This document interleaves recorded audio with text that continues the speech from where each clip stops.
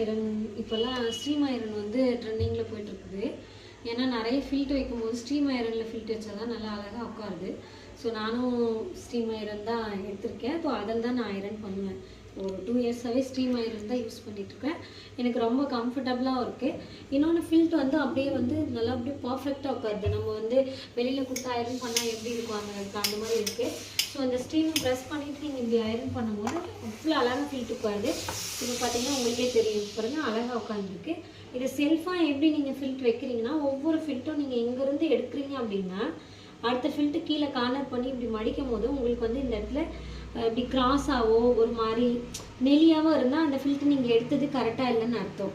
அப்போ நீங்கள் இங்கே பிடிக்கும் போது அதோட கிளாத் நீங்கள் எங்கே பிடிக்கணும் கரெக்டாக வந்தால் மட்டும் தான் ஃபில்ட் ஈவனாக கரெக்டாக உட்காரும். ஸோ அப்படியே ரெண்டு ஃபில்ட்டாக நீங்கள் கார்னர் பண்ணி கரெக்டாக எடுக்கணும். இப்படி பார்த்தீங்கன்னா இப்போ நான் 2 ஃபில்ட் எடுத்துட்டேன்னா இன்னொரு ஃபில்ட்டை எடுக்கிறேன் நான். ஸோ இன்னொரு ஃபில்ட் எடுக்கும் போது எனக்கு ஃபில்ட்டு வரமாட்டேங்குது. இருந்தாலும் பாருங்கள் சிங்கிளாக இங்கே வரைக்கும் இங்கே கரெக்டாக வந்துருச்சு.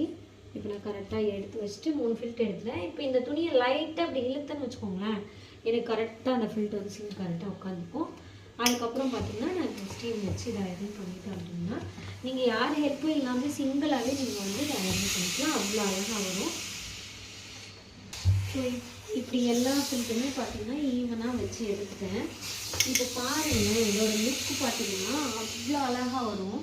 ஸோ பார்த்தீங்கன்னா உங்களுக்கு பாருங்கள் ஃபில்ட்டெல்லாம் அப்படியே நிற்கும்.